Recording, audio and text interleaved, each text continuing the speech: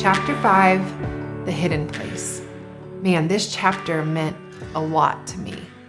I thought in light of sort of the weight of all that God had been bringing me through navigating, this reminder was the most beautiful place of rest.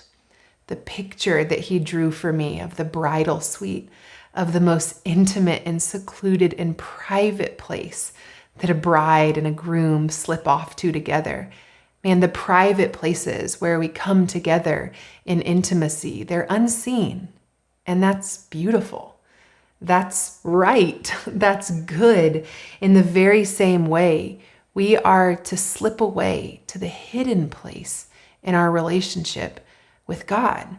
When he began to paint that picture for me and I understood, oh yeah, that makes perfect sense. There are times and places where I need to be alone with you and still and away from the world.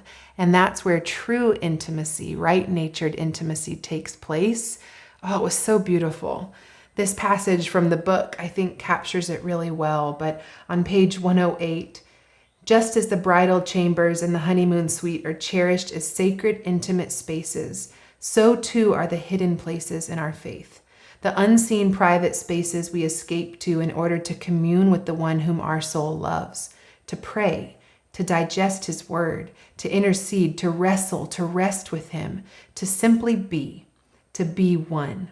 The spirit of the law makes sense in Deuteronomy 24:5, when God designed separation from duties for a newly married couple.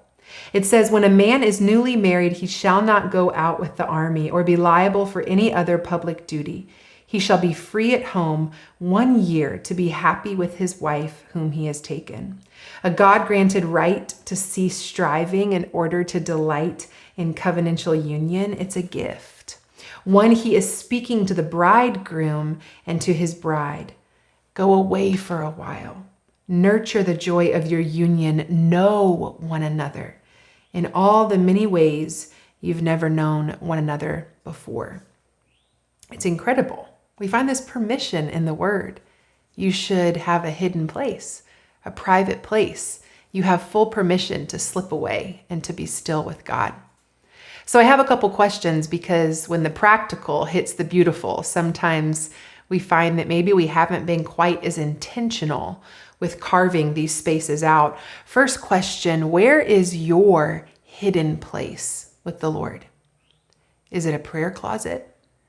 Is it your car, your commute to and from work? Is it bedside? Is it the wee hours of the morning when you wake up before the house rises? Where is your hidden place? Have you intentionally established one?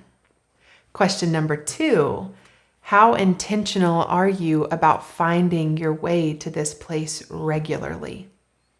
Or what inhibits you from more frequency here?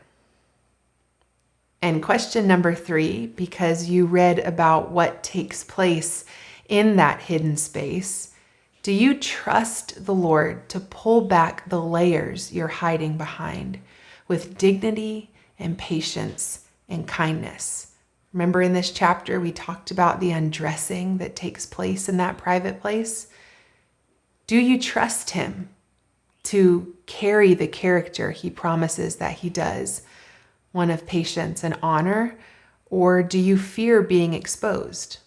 What fig leaves, like Eve ducked behind, are sins or shame or worries or fears?